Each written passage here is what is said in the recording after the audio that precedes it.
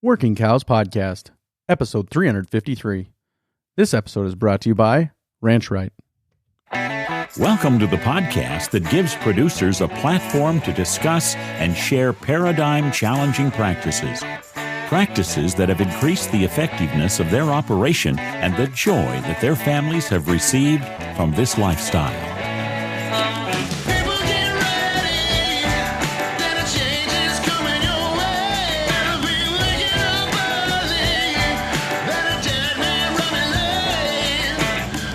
Howdy, everybody. This is Clay Connery, host of the Working Cows Podcast, recorded exclusively in the Understanding Ag Studios. And this episode is brought to you by Ranch Right. There are 3 guarantees in life: death, taxes, and paperwork. Ranch Right can help you avoid one of them. If you're a successful business, you are probably paying some taxes. But that doesn't mean you have to be stuck inside preparing your paperwork for the accountant. Enlist the team of financial experts at Ranch Right to get you back outside doing more of what you love. They are committed to providing you with actionable financials so that you can build profitable businesses and create generational wealth. While some things in life are inevitable, being mystified by your numbers doesn't have to be one of them. If you are ready to entrust the paperwork to a team of people that actually enjoys this type of stuff, then visit ranchrightllc.com and get back outside to more of what you enjoy. Very excited to be joined today by Clayton Marxer. Clayton is the host of the newly minted Living Western podcast, and we're going to talk to him about that today.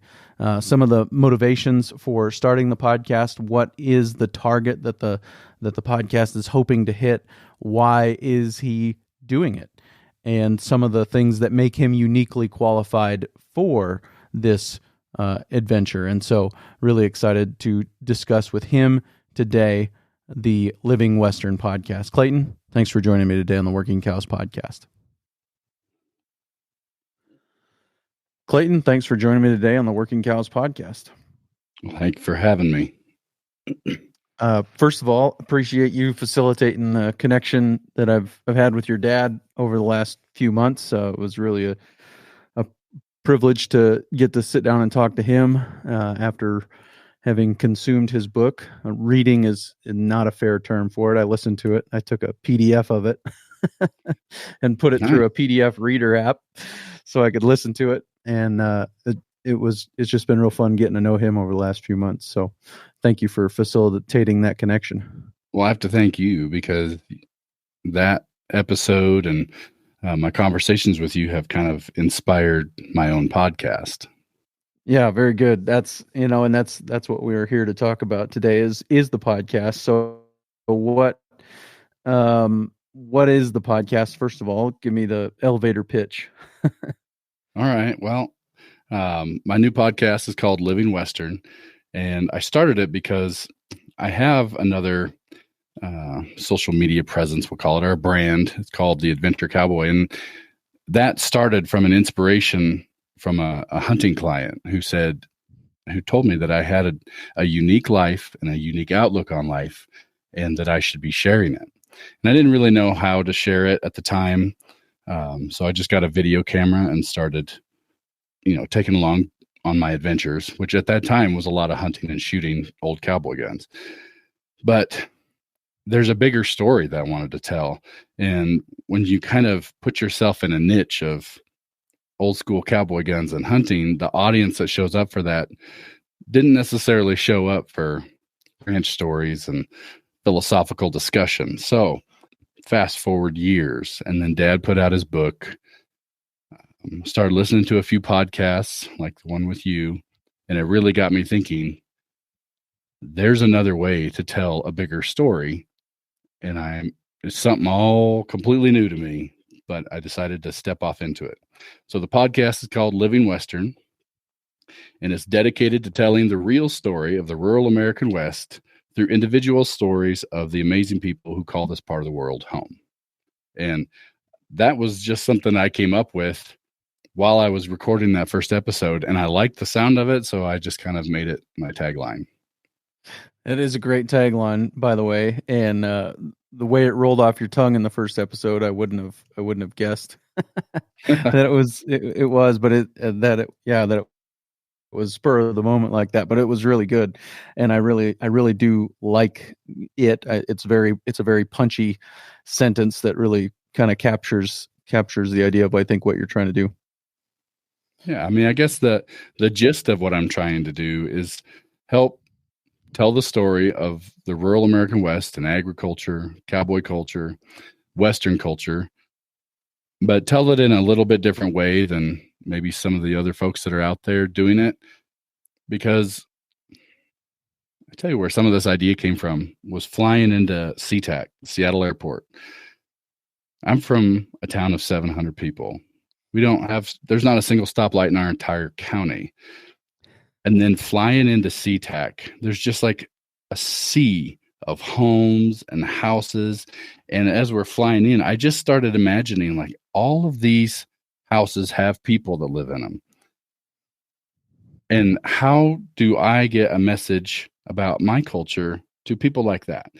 And the best way I can think of how to do it is through some sort of commonality. And it doesn't really matter what culture you're from. Everybody can appreciate the human existence. Everybody can appreciate human problems, joys, challenges, triumphs. And I just think that I'm in a position with the connections that I have and the background that I have to try to be able to be one of those storytellers, because there's a lot of people out there looking into Western culture, largely because of a TV show. Why not have more? I mean, there's other people out there sharing the story, but why not add another one to the mix that can give some realistic background? So is your niche, your target audience is the fan of the TV show, is the, maybe the suburban dweller or the urban dweller? You're trying to give them a place to go and learn about this culture? Yeah, I've struggled with that a lot as far as the target audience, or the avatar, as some instructors of social media would call it, because I do want to reach those people. But at the same time, there's a lot of people within my own culture that also love education and inspiration. So I haven't just narrowed it down to just city folks, because it would look a lot different. But what I do want to do is put out content in such a way that even though we might be talking about ranching stuff or cattle or horses, by the end of the episode, they've heard a bunch of that stuff, but they've also heard the realities of your life and your perspectives. Because one of my kind of big mottos is that it's really hard to hate or dismiss somebody if you truly have listened to their story. So you don't have to agree with them, but if you know somebody's story, you can at least appreciate their perspective a little bit.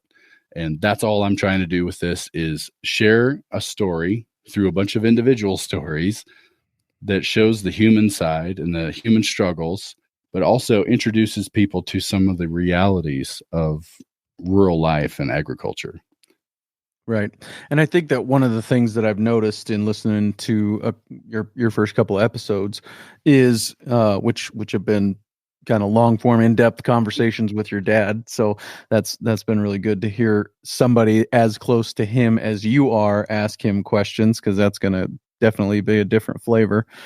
But one of the things that I've noticed is that you're taking some time to define different things, taking the time to define what is a camp when we're talking about ranch camps, and especially as your dad encountered them, early on in his career, they were quite a bit different than most of them are today. But yeah, it's taken some time to define that. So that's part of this, right? Part of the strategy is to have these conversations, but not just assume everybody knows what X, Y, and Z is. 100%.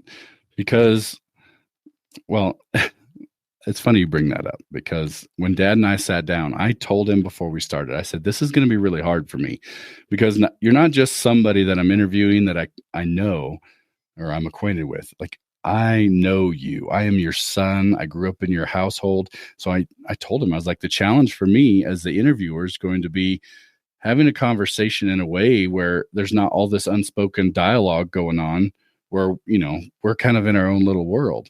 And so I really tried to concentrate on stopping, educating whoever might be listening that's not familiar with our culture, what the terms are that he's talking about or what the concept is. And I'm just getting started, so we'll see how that goes as I get more people interviewed. But yeah, I've watched that with my wife. My wife is a land use planner, and so she's in lots of county commission meetings, and some of the stuff is kind of contentious over subdivisions and issues like that. But I admire her so much because she's somebody she's very strong, and she knows the law. There's probably nobody coming in that room that knows the law better than she does. And that's her niche. And that's how she knows. That's why she's good at what she does. But one thing that she does that nobody's ever done around here is when things get heated, she recognizes that a lot of times it's because there's a lack of understanding. Okay, we can't do this because there is this Montana law. Before, people just hear, nope, you can't do that. If that comes up, she takes the time to educate them. And in a public forum, a lot of these are recorded. And I saw so much value in that, where it's something so simple to us, like a single word or a single phrase that people from outside of our culture won't understand. And it might be something important, but they'll just skip it because they don't understand what it means. So I kind of want to take some inspiration from my wife and do some of that in these conversations. Take a second to educate the public as to the particulars about what we're talking about. And I really appreciate kind of that, the goal that you've shared of it's hard to hate somebody when you know their story or when you've heard their story. Yeah. And I think that's maybe never been more important than in our culture right now. Because I think that there are a lot of people, a lot of companies, a lot of businesses that make their living on pitting one group of people against another. And we need to find ways to cut through that noise and give them opportunities to learn about the people they don't necessarily know. Yeah. One of the things I hope to do with this podcast is I'm not just going to interview ranchers. I'm not just going to interview cowboys. I have a pretty magnificent list of people that I hope to interview if they'll entertain the idea. But I'm going to try and have a pretty diverse group of people because, like you just mentioned, there's a lot of disconnect. But it's not just disconnect from the city people not understanding us. It goes the other way too. We're pretty quick to dismiss them because we don't understand their point of view. If somebody votes Democrat, how easy is it to just be like, don't really care what you have to say now. But you don't know where they're coming from. You don't know why they believe what they believe. And like I said, I don't have to agree with you, but if I know where you're coming from, I can at least respect your point of view. Right. Yep. And tell me about some of the ways that your life has shaped you to take on this project. Some of your experiences that you had growing up that have exposed you to other people in the way they think, that helps you to be uniquely qualified for this project. Yeah, that's a great question. It really started when I was really young. I was probably about 7 years old. And my mom, she used to write a lot of articles for the country magazine. And she got involved somehow. They had a tour company, Worldwide Country Tours. And they started hosting one of their tours. They called it the Big Sky Country Tour. Started in Utah, drove up through rural Idaho, through southwest Montana, looped around back through Yellowstone Park, and made their way back down to Utah. But our family got picked to host the Montana part. And then my mom would host the whole thing often. But I can remember being a little kid and just being kind of surprised at the questions that people were asking. I mean, these were people that, some of them were from the Midwest and were farmers, so they had kind of a general concept of agriculture. But there was people on that bus that seemed completely foreign to me. Like that, when they would describe their life and living in a city and walking on sidewalks everywhere and driving taxis, subways, I couldn't even conceive any of that. But we hosted those tours, or our family did, for 20 years. So I grew up in it. And the older I got, the more I started to realize, wow, like mom and dad sitting up there on the microphone on this bus, they're like opening people's eyes to something that they've never seen before. And that's where it got started. As I've gotten older, I started guiding hunters sometime in my 20s. And that was another kind of eye-opener, because there's a lot of people that come out to hunt. They pay thousands of dollars to come experience stuff that we take for granted. And the conversations I had with those guys and gals really kind of opened my eyes to, hey, there's a lot of ignorance isn't the right word. There's a big lack of understanding and even awareness of what life is really like out here.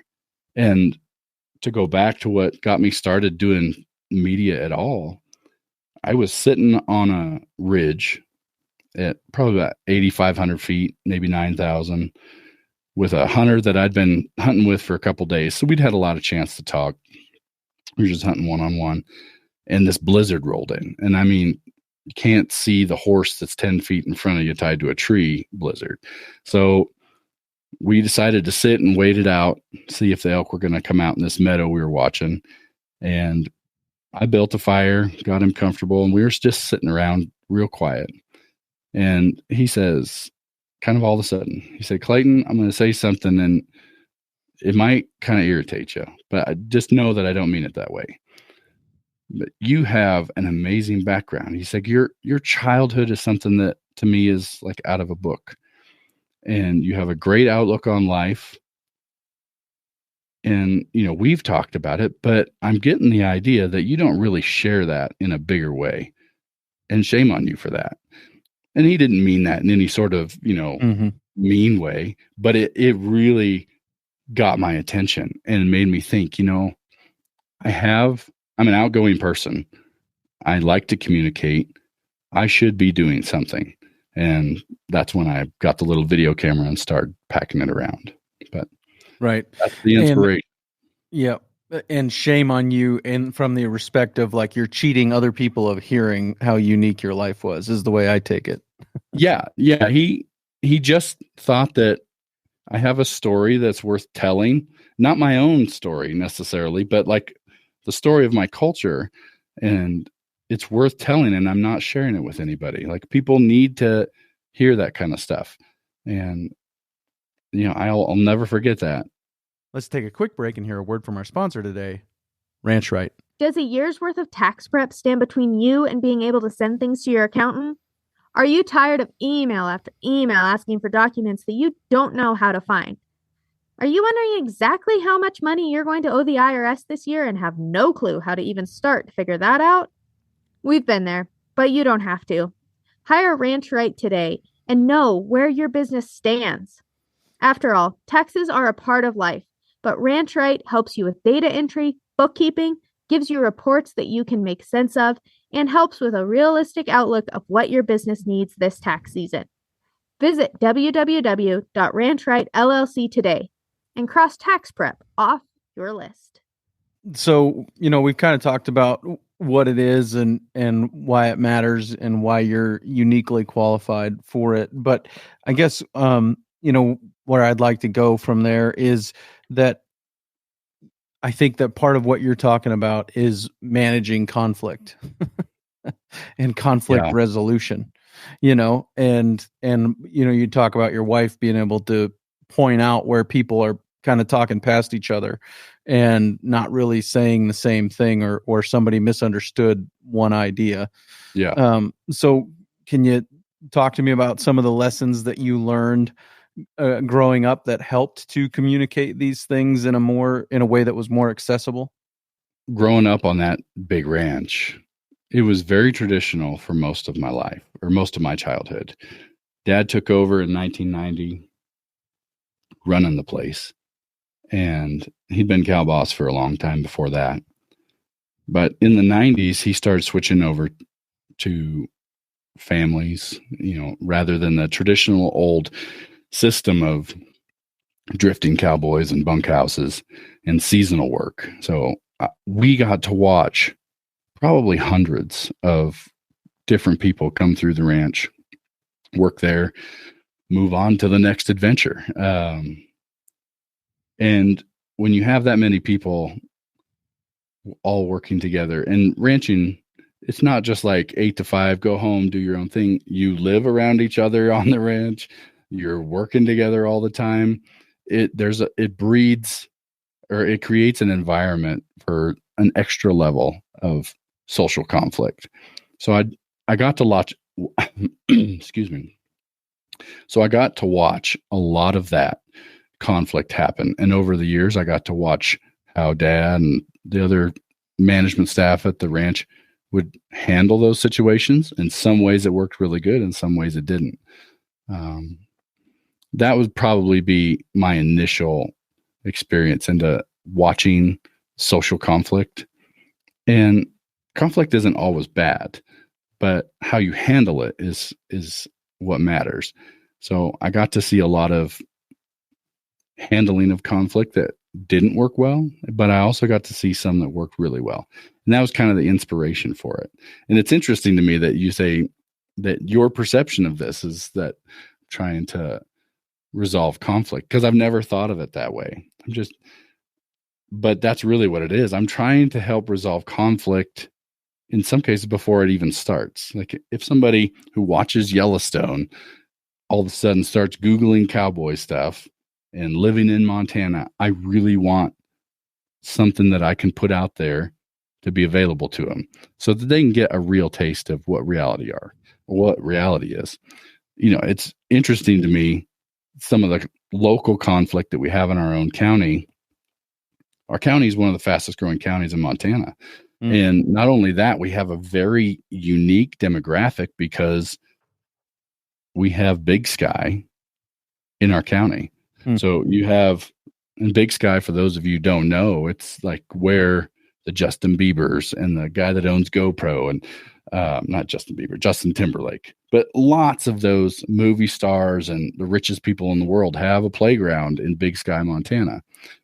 And then you have people on the opposite end of the spectrum that are below the poverty level. And you have people that have been here since their families have been here since it was settled in the late 1800s. And then all these new people coming in. The influx of people from California and other states that really took off after COVID is remarkable. And they move here with a perception of what they think it's going to be like. And then sometimes the reality is kind of harsh. So I'd like to have conversations recorded in this podcast as we move forward that can kind of help people get some reality there when they're looking to move to the West. Do we in agriculture sometimes, I feel like, get up on our high horse about how uneducated the American public is. And I always have kind of a twinge reaction to that, and kind of I suspect it's maybe not as bad as some people paint it out to be, but do you have experiences where people thought, oh, chocolate milk comes from brown cows? I mean, do you have, For sure. That's just is it really that bad, or is it not quite as bad as all that? In some cases it is that bad. And there for a while earlier in my life, I had a chapter where I had a town job and I was a drill instructor for the Montana Youth Challenge Academy. And I had that for a few years, and that was a very special part of my life, but it was super hard. All those kids are at risk. So they're not all bad kids. but they're all at risk and they all have some trouble. And they're all Montana kids. But even then, I can remember having conversations with some of them kids that are from Montana that were just so out of left field, and they didn't really know where food comes from, because they've never got it from anywhere other than a grocery store. Or you start talking about wildlife. We'd be out marching, and they'd see like a llama or something out in the pasture, and is that an elk? And so we like to think that, that doesn't go on in our own urban areas of Montana, but it does. And then once you get out into the larger metropolitan areas, I think there's a lot of that. And I've witnessed quite a bit of it. And I'll bring up something I mentioned in my first episode. And you hear that phrase, perception is reality, or a person's perception becomes a reality. Well, a person's perception is based on knowledge that they have. And it doesn't matter if that knowledge is right or wrong in this context. Their perception of reality is based on the knowledge that they have. The knowledge that they have is based on information that they have consumed. So their reality is based on something that they consumed. And where are people getting most of their information now? Mm-hmm. Where are these people learning about food and real life concepts in rural culture? They're getting it from TV. They're getting it from social media, and they're getting it from news. Everything has a bias. Everybody has a bias. In some cases, those biases are really, really strong. But I don't have an influence in anything except for the social media part. And if I can put some of what I consider to be more accurate information out there, maybe we can start to shift a little bit of that perception. Mm-hmm. Yep. And I think that your podcast will be something for everybody. Honestly, I think that that the people who love the West, know the West, live in the West, can tune in and get something out of it, as well as the people who are curious about the West and never been to the West, and the only thing they have seen of the West is Yellowstone, the TV show. And so I think that there are going to be benefits for both, and we're early on, but is that a safe assumption? It is a safe assumption. I said also in that first episode, I said that those of us in the Western life are good at telling stories. We're really good at telling stories. But the bad part is we're best at telling stories to our own people, to our own culture. And that's normal. That's human nature. We tend to communicate the best with people who understand us. And so it's really easy to isolate ourselves to our own little sphere of understanding and, keep everybody else on the outside.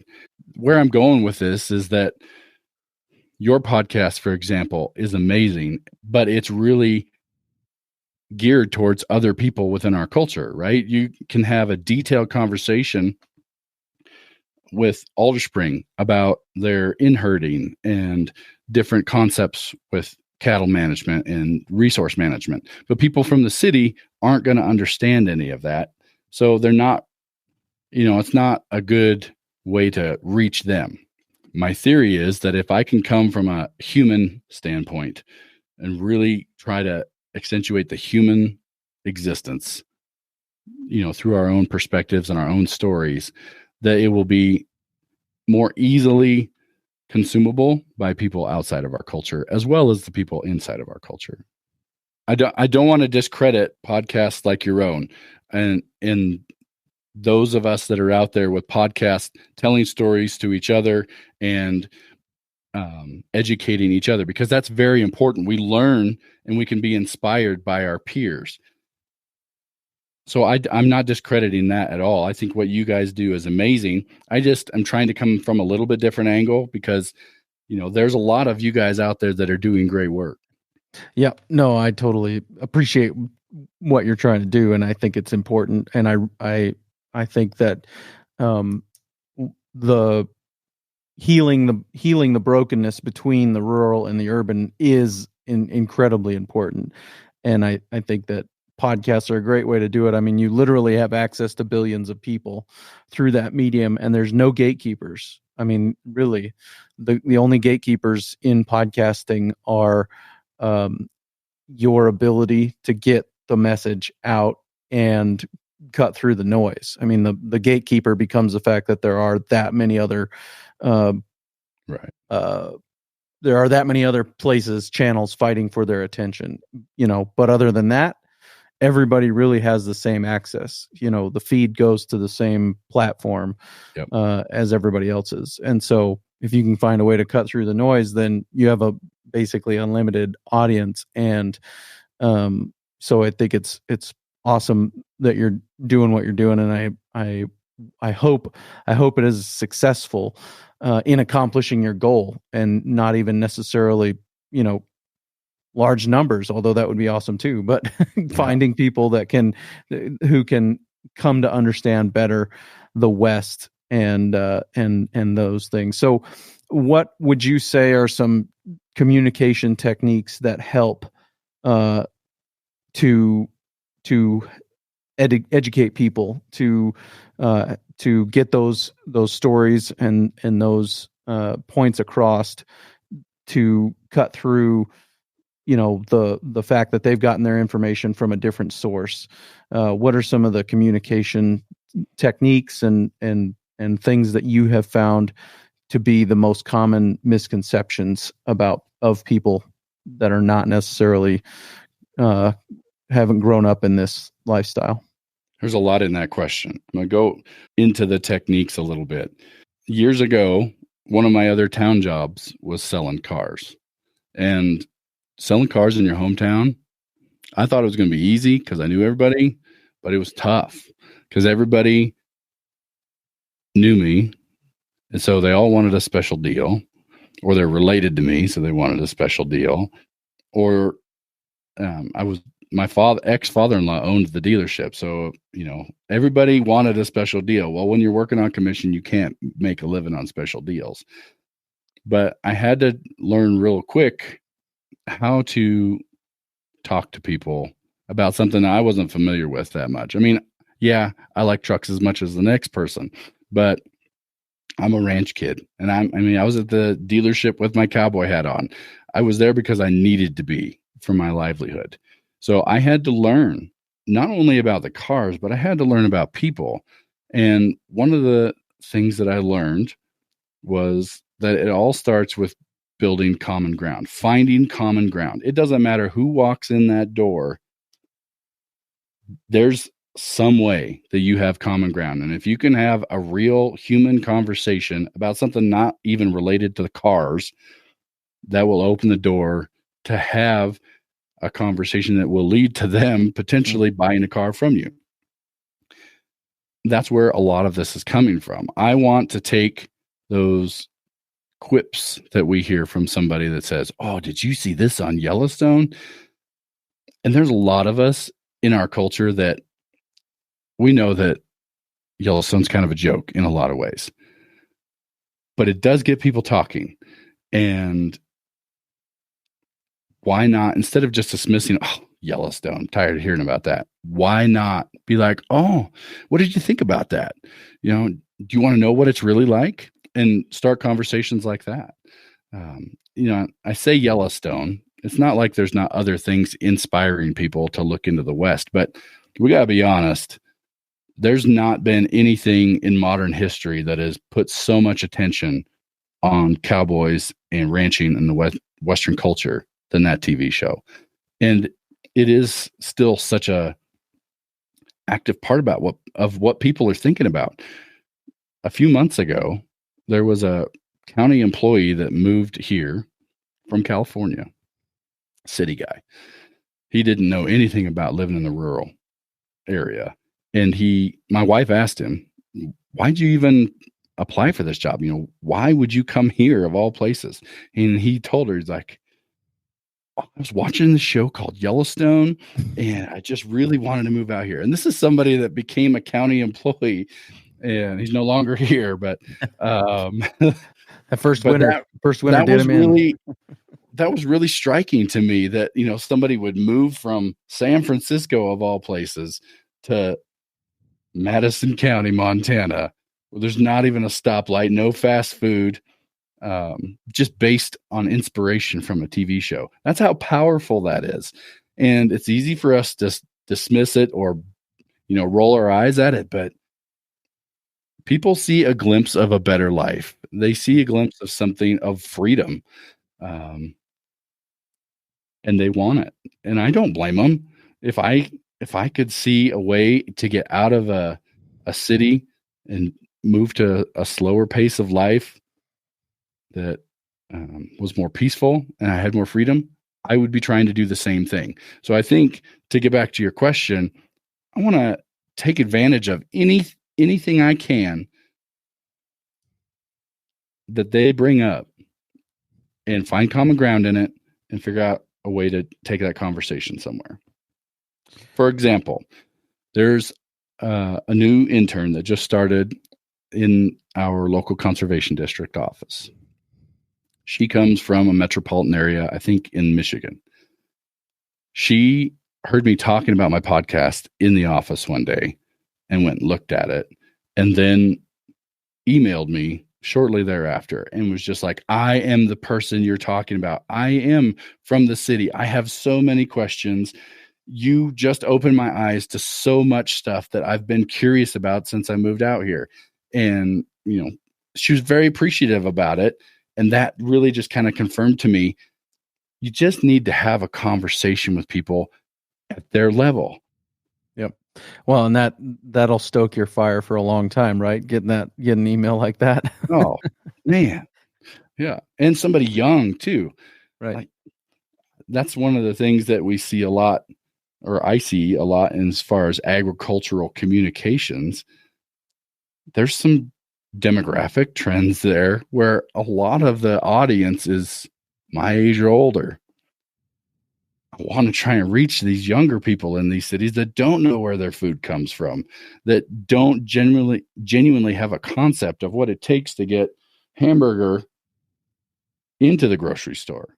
Right. And I see this as an opportunity. I don't know exactly how I'm going to do it, but I see an opportunity, and the only way to move forward is to take a first step. Yep, for sure.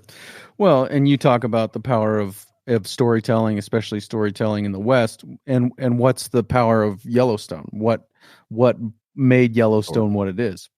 Telling a good story, right? Yep. Excellent storytelling. And I will tell you, there's a lot of people from our culture that would love Yellowstone if it didn't have all the sexual stuff and an F word every sentence. Right. But Taylor Sheridan has done an amazing job of speaking to the people in the way that they want to hear. Right. He's right. Whether we agree with that or not, he's reaching people that we would never be able to reach because he's willing to go there. Yeah. I caught myself. I should have said stories told excellently. Yeah, they're not necessarily good stories in the good, true, and beautiful sense of the word, but they are stories told excellently. Yes. And so, how do you then achieve success? Right? It's telling good stories and telling good stories excellently. And if you do that, I think that is a podcast that's more likely to get traction and accomplish the goal of bridging that rural and urban divide, and I think that's one of the things that I'm excited about with the podcast. I've had a YouTube channel that's had some success, but it's just been me in front of a camera talking about something that I'm passionate about. And I want to tell a story that's not just about me. I don't want to tell my story. I want to tell a bigger story through other people. And when you talk about telling an excellent story, think about all the people that walk through our lives.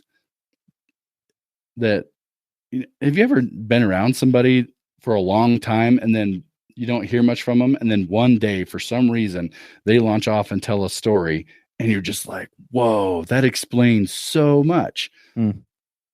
There are so many people in our lives that have an amazing story, they just don't have a platform to share it, and they don't have anybody asking for it. So that's what I'm trying to do, because you have had an excellent story.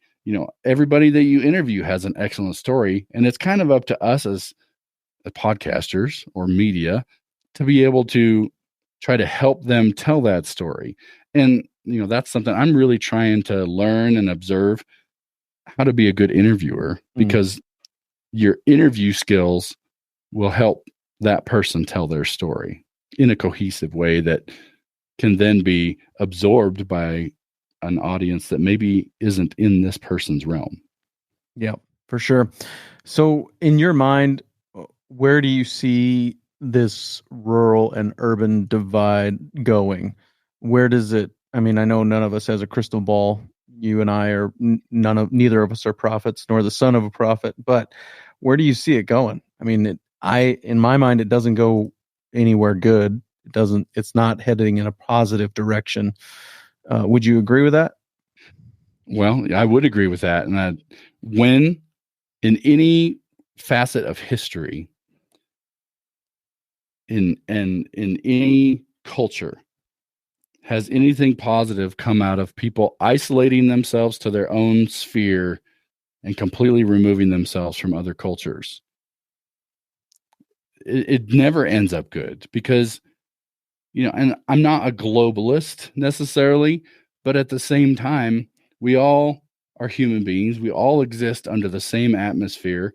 There is a level where we have to be able to communicate, because if we just retreat to our own corners, then we end up just feuding all the time, because we don't appreciate where the other person's coming from. And I see this in politics. If you're talking about where it's going, we're watching it right now. Look at the divide in politics. And I'm not saying one party is right or the other. They're both part of the same bird. Both wings are part of the same bird. I might have a way that I lean that is closer to my beliefs and closer to my logic. But I have to remember that I'm not on the other end. I am not somebody living in a slum in a city. I'm not homeless. It's easy to be like, I know the answer, do it this way. But we don't know the whole story. And if you ask where this goes, I mean, it is all negative.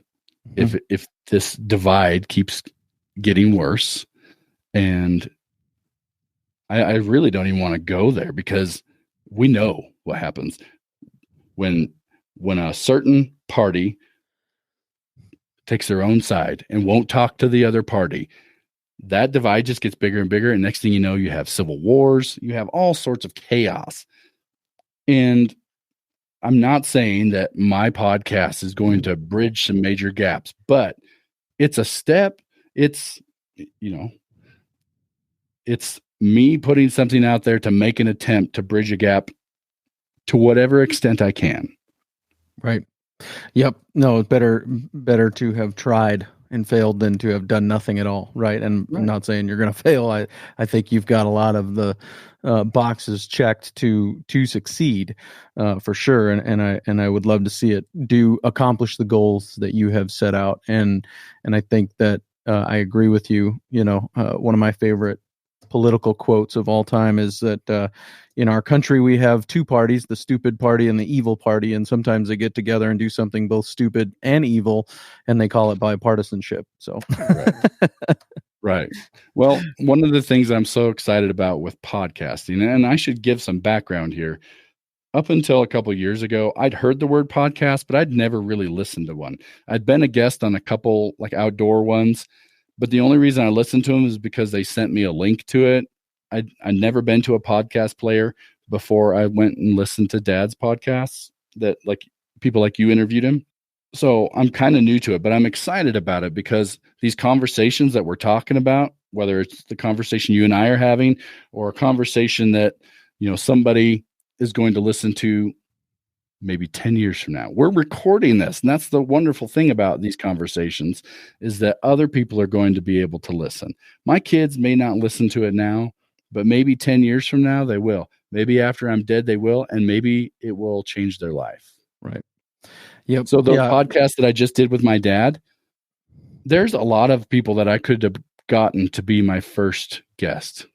The way I handled those interviews is going to be a little bit different than some of my future ones, but I really went into it with that attitude of this is a father-son, this is a Marxer family legacy recorded right here, and I want this to be something that my kids, grandkids, great-grandkids can absorb and appreciate someday.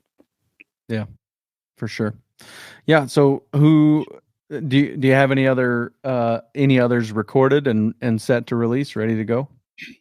No, I was going to do some this week, but I've been so sick that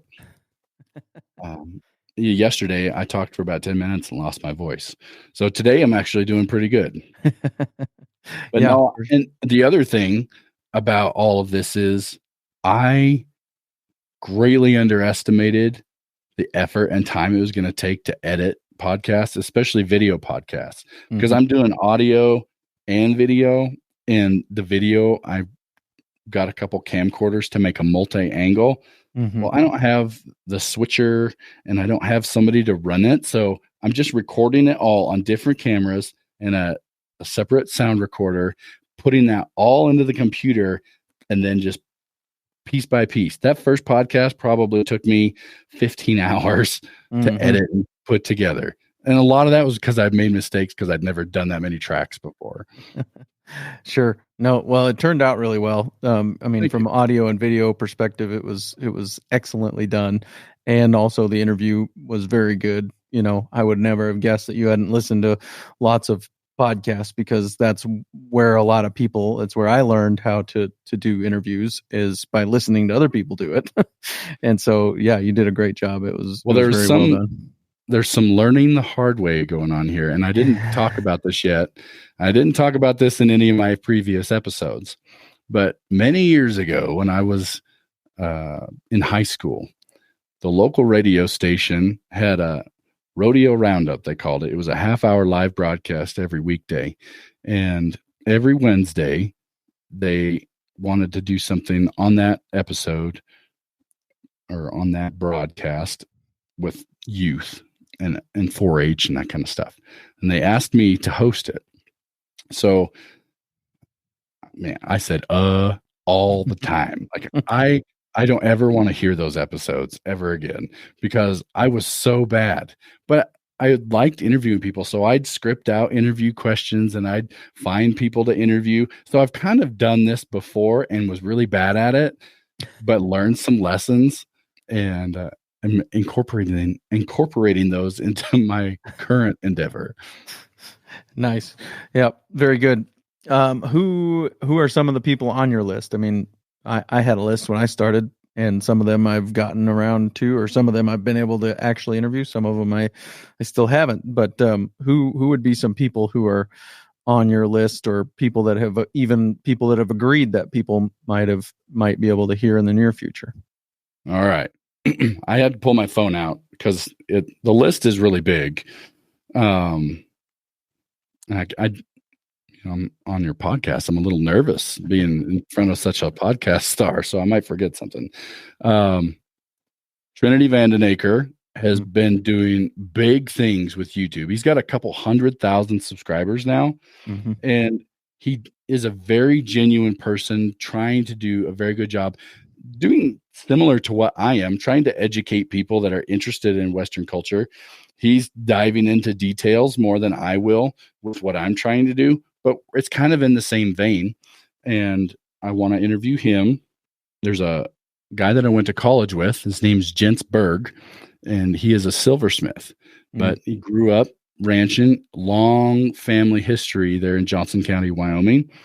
And we have history because we were roommates in college, but I want to interview him because his business, Jens Berg, he's a silversmith, is blowing up. And the things that he's making is amazing. So I want to talk to that element of like arts and crafts. Another person in that arts and crafts type deal is Ben Christensen. Ben Christensen is one of the most famous Western photographers that a lot of people don't even know who he is, but they've seen his photos everywhere. He does a lot of photos for Harley Davidson, Henry Firearms, a lot of huge brands. But then he also has a very creative side, and he just produced his own Western movie. Well done. It's got John Wayne's son, Ethan Wayne, in it, and he's doing it all on his own. And he has a little brand called Living My Own Western. And what I love about Ben is that he's so passionate about Western culture, and he's not from there. He's an urban guy, but he has so much passion and respect for the cowboy image and the cowboy culture that he's basically dedicated his life to showcasing that in beautiful ways. So I really want to interview him. Another one, we've got a local guy here that I rodeoed with in high school, but he's a realtor, and he's selling ranches and lots of real estate to a lot of these people who are wanting to move in. I really want to talk to him, get his story, but then also his perspective on what is happening with the tremendous growth we have. And I'll just go through some names here. Dwayne from Dry Creek Wrangler School. I've been following Dwayne for years because we both have a shared passion of old cowboy guns and guiding. That's how I started following him. He had less subscribers than I did not that long ago. And then he just crossed crazy. 1 million subscribers. Judy Wagner, that is the marketing gal for Montana Silversmiths. I've known Judy most of my entire life, but she's such a champion for Western culture and rodeo and women. An amazing human being, and I really want to interview her. Taylor Nargang, he runs the marketing for Ariat. Went to school here in Montana from a rodeo ag family. There's a Bar 7 Ranch. I'm sure you're probably aware of them, the Texas family that they have their own little first generation farm and ranch. They have a huge following. They have millions of followers, and they just document their life. People like that. There's a book out called The Lost Cowboy by J.B. Zielke. And he is one of the only people that I know of or have ever read about that made an effort to cowboy on every continent except Antarctica. And he's been on all of them. I think 6 continents he's done some sort of herdmanship on. And he wrote a book about those adventures called The Lost Cowboy. I'm in the middle of it, and he's agreed to be on the podcast. He'll be probably next month. Nice. There's so many. I've probably got 70 on here. Here's one more. This guy, he was an executive for Nike in Portland, Oregon for 14 years. And I sold him my old Suburban, and we got to talking, and I was so shocked at his story. Him and his girlfriend just one day decided they'd had enough, and they moved out to Driggs, Idaho, and just started a couple small businesses and are just living the country life. And it's so amazing to me to see somebody who's been at that level of worldwide success found a switch, found a point in their life where they recognized what they really valued, and they came out here. So I want to get him on to get that perspective, because he can talk to that urban population that I can't, because I don't understand where they're coming from. Yeah, that sounds amazing. I'll love to watch the journey because it's really that'd be awesome. Even just a few of those would be amazing. And you know, the best part about podcasting is how willing people are to come on and tell their story. And so I think that in my experience, you'll have good success getting those guys on, and that'll be awesome to see it grow. So I wish you the best. I hope it works out. Anything else we missed, or anything else you want to say, or where can people go to catch up with you? Well, for this podcast, people can search Living Western. You know, it's new, so that it's not across Google very well, but the more you search it, the more it's going to get there. But the handle that you can search is at Living Western _podcast. And that will bring up Instagram and the YouTube channel, because it is a video podcast and audio. It's Living Western. You can find it on Spotify, Apple, all the big podcast platforms. And then the website is livingwesternpodcast.com.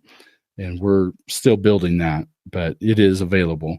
And I'm hoping that there's some other opportunities for people rather than just the podcast. I'm